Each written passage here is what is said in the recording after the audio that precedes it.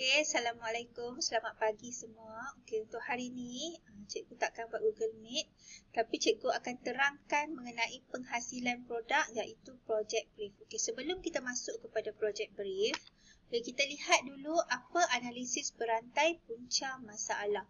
Baik, sebelum ni kita dah buat model analisis fungsi. Apa dia model fungsi? Model fungsi ni adalah kita nak tahu apa masalah kepada produk kita. Produk sedia ada tu. Produk sedia ada kat pasaran tu ada masalah apa? Bila dia wujud masalah, baru kita boleh bina masalah baru. Baru kita boleh bina produk baru. Kalau dia tak ada masalah, buat apa kita nak bina produk baru? Betul tak? Tapi kita kena create masalah. Okey, memang tak ada masalah sebab tu kamu beli, kamu tak buat pun produk. Tapi bila datang tajuk ni, kita kena buat produk kita sendiri. Bila kita kena buat produk, kita kena cari masalah pada produk sedia ada di pasaran. Apa maksud produk sedia ada di pasaran?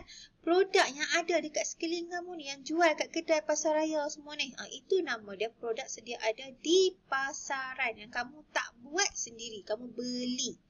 Okey. Baik, sini ada sedikit info Bestari, maksud beberapa simbol inventif pada model fungsi. Segi 4 ini adalah komponen, okey, pembawa fungsi. So, kamu boleh tulislah komponen kamu pada segi 4. Subjek adalah penerima kesan akibat perubahan parameter. Apa yang kita ubah tu, contoh kalau cikgu buat pengilap kasut, okey, pengilap kasut magic, yang berubah tu apa? Pada kasut tu berubah. Okey, kasut tu berubah jadi macam mana?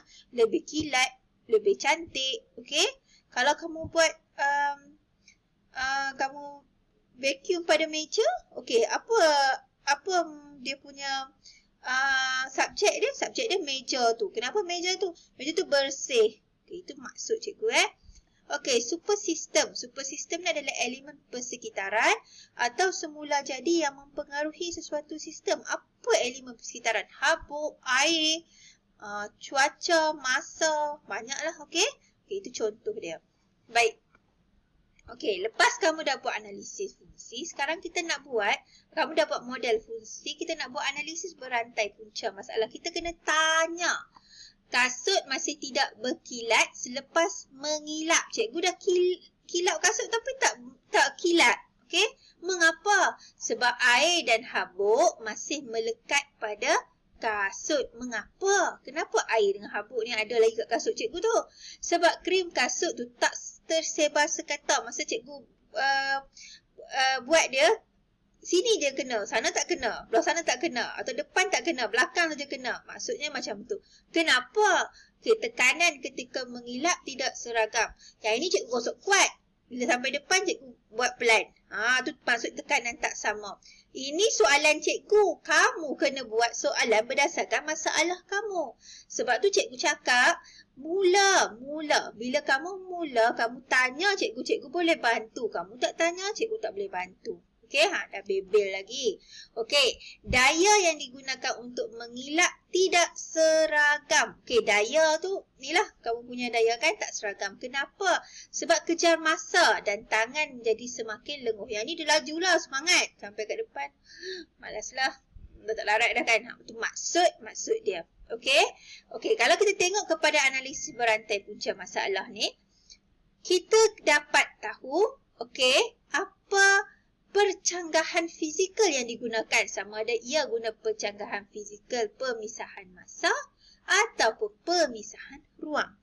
Kalau ia berlaku pada masa yang sama, okey, adakah kamu nak kasut berkilat dan skrim disapu sekata pada masa yang sama? Ya. Bila jawapan dia ya, itu adalah pemisahan ruang. Kalau kamu kata tidak, itu adalah pemisahan masa. Ini kita belajar tingkatan 2. Memang kamu tak ingat. Okey, tingkatan 2, percanggahan fizikal. Percanggahan fizikal untuk pemisahan ruang adalah kalau jawapan kamu adalah ya. Jawapan kamu ya, itu ruang. Jawapan kamu tidak, itu masa. Okey, ingat tu. Okey, berdasarkan analisis di atas, masalah kelenguhan tangan didapati berlaku ketika tekanan berlebihan digunakan semasa mengilap. Lenguh tu lenguh, tangan kamu sakit lah. Okey. Masalah kelunguhan tangan tidak berlaku sebelum atau selepas mengilap. Okey. Maka masalah tersebut bukan masalah inventif pemisahan masa. Okey, dia berlaku pada masa yang sama. Bila berlaku pada masa yang sama, ia adalah masalah inventif pemisahan ruang kerana masalah kelunguhan tangan dan tekanan berus tidak sekata berlaku pada masa yang sama. Okey, sekarang kita dah dapat keputusan dah. Untuk cikgu punya projek cikgu apa? Projek cikgu berus kasut magic. Kan? Betul tak? Okey, berus kasut magic cikgu. Okey, cikgu dah dapat dah. Dia punya prinsip inventif pemisahan ruang untuk percanggahan fizikal dia. Okey, sekarang cikgu nak tengok pula apa cadangan prinsip inventif. Kalau tengok masa kamu tingkatan 2, cikgu ada suruh kamu salin. Sebab tu cikgu kata jangan buang buku tulis tingkatan 2. Sebab cikgu yang ajar kamu benda yang sama kita akan belajar juga nanti. Okey, ataupun yang mana ada dekat sekolah selamat. Buka sekolah ambil balik. Tingkatan 2 punya. Sambung je. Okey, Sad. Mana dia? Dalam buku teks. Sorry. Ni.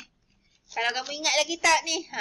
Ni yang kedinamikan pembahagian pengekstrakan kualiti penyarangan ni. Dan juga ni. Ni kalau ini untuk masa. Tindakan awal, tindakan berkala. Okey, kalau kita dah pilih dia adalah pemisahan, pencanggahan fizikal, pemisahan ruang. So, kamu kena tengok dekat ruang lah. Bahagian ruang, mana yang sesuai dengan masalah kamu? Apa masalah kamu ni? Okey, sekarang ni, okey. Oleh itu, kaedah penyelesaian masalah inventif secara pemisahan ruang dipilih. Prinsip inventif jenis pengantara, intermediary. Okey, dia pilih pengantara dan tidak simetri, asimetri. Dikenal pasti adalah yang paling sesuai untuk menyelesaikan masalah inventif yang dihadapi. Okey, apa penerangan konsep dia untuk pengantara? Memperkenalkan komponen baru untuk membantu pelanggan. Apa komponen baru yang kamu nak tambah?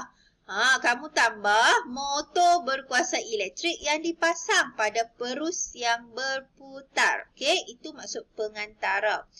Okey, komponen baru mestilah memberus secara berputar dan mempunyai laju yang seragam. Okay, siapa yang macam dia buat dia punya produk lebih kurang macam cikgu ni, bolehlah guna yang ni. Okey. Tidak simetri, asimetri, mengubah bentuk kepada simetri atau tidak simetri. Komponen yang mempunyai reka bentuk bulat dan simetri akan berputar dengan seragam dan stabil. Maka, reka bentuk berus yang baru adalah bulat dan simetri. Tengok. Dia dah ubah. Dia nak buat reka bentuk berus tu dalam bentuk bulat. Dia tak mau buat. Kalau produk sedia ada kan berus kasut dia kan segi 4. Okey, sekarang ni nak tukar kepada bulat supaya lebih sekata. Okey, seragam kalau dia berputar. Okey, itu prinsip inventif. Okey, sekarang kita pergi pula kepada project brief. Okey, project brief. Kita belajar project brief ni tingkatan 1. Okey. Tingkatan 1 project brief ialah proses perbincangan awal antara pengurus projek dengan pelanggan. Kita pun tahu. Okey, apa dia project brief? Perbincangan awal. Siapa antara pengurus projek dengan pelanggan? Pelanggan tu orang yang isi kamu punya borang kajian keperluan pelanggan tu. Pengurus projek siapa? Kamu lah. Kamu tu nama dia pengurus projek. Kamu bincang dengan dia nak buat masalah apa? Apa masalah dia? Itu project brief. Yang turut dihadiri oleh pereka bentuk. Pereka bentuk ni siapa? Kamulah juga. Ataupun kalau ada orang lain lah. Pereka bentuk berperanan menterjemahkan idea, reka bentuk produk daripada pelanggan kepada bentuk lakaran atau contengan. Okey, pereka bentuk ni bila orang cakap kat dia nak buat macam ni, dia pun lakar. Lakaran boleh ataupun dalam bentuk dia contoh-conteng. Nampak bentuk dia tu kan. Okey. Jadi, project brief ada 4 langkah. 1, penyelesaian masalah inventif. Yang kedua, project brief. Lakaran yang dipilih dan akhir sekali, lakaran akhir. Ini adalah proses project brief. Okey. Proses project brief mula dengan penyelesaian masalah inventif, pergi kepada project brief tu sendiri. Project brief ni maksudnya kamu bincang lah. Okey. Kemudian kamu buat lakaran. Pilih lakaran yang dipilih. Beberapa lakaran idea reka bentuk produk dicadangkan kepada pelanggan oleh mereka bentuk. Dan last sekali, hasil lakaran akhir. 4 proses project brief. Okey. Homework kamu. Okey. Homework kamu. Okey. Ini borang project brief. Cikgu akan share. Tajuk. Tak apa nak nampak ni. Salah cikgu. Okey. Tajuk dia, kamu tulis kamu punya nama tajuk. Kamu punyalah adalah kawan macam-macam nama tajuk dah ada bagi kat cikgu. Okey, ni nama tajuk cikgu, Pengilap Kasut Magic. Jangan tiru Okey.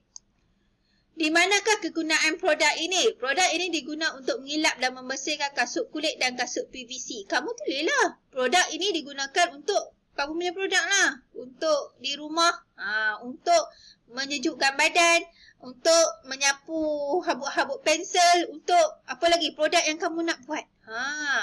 Okey, di manakah produk ini digunakan? Di rumah, di pejabat, di sekolah, mengikut keperluan pengguna.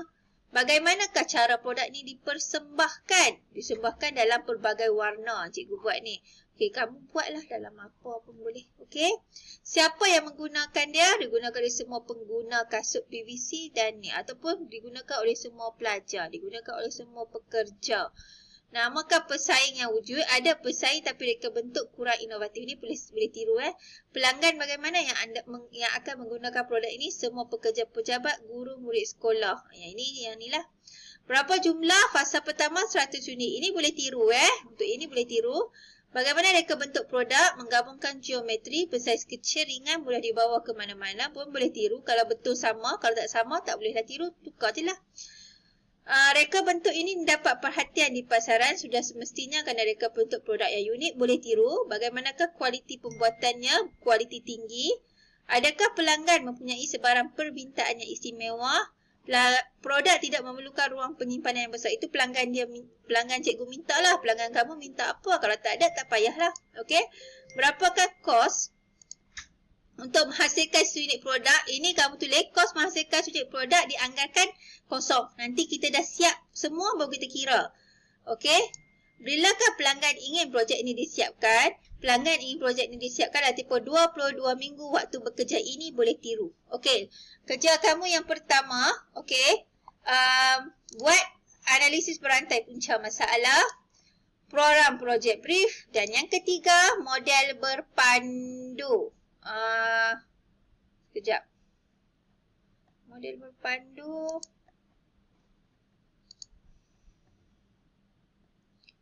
Model berpandu. Sekejap nota berpandu. Okey, ada nota berpandu satu. Ini bukan Ini nota berpandu lain. Okey, nota berpandu tu tak ada kat sini. Tapi kamu isilah apa itu project brief. Dan juga ini. Masuk ke komponen ni. Kamu kena salin. Okey? Okey, itu sahaja untuk hari ini. Cikgu harap esok lebih ramai lagi yang hantar kat cikgu. Nama masalah dia, apa tajuk dia dan sebagainya. Okey, itu sahaja. Terima kasih.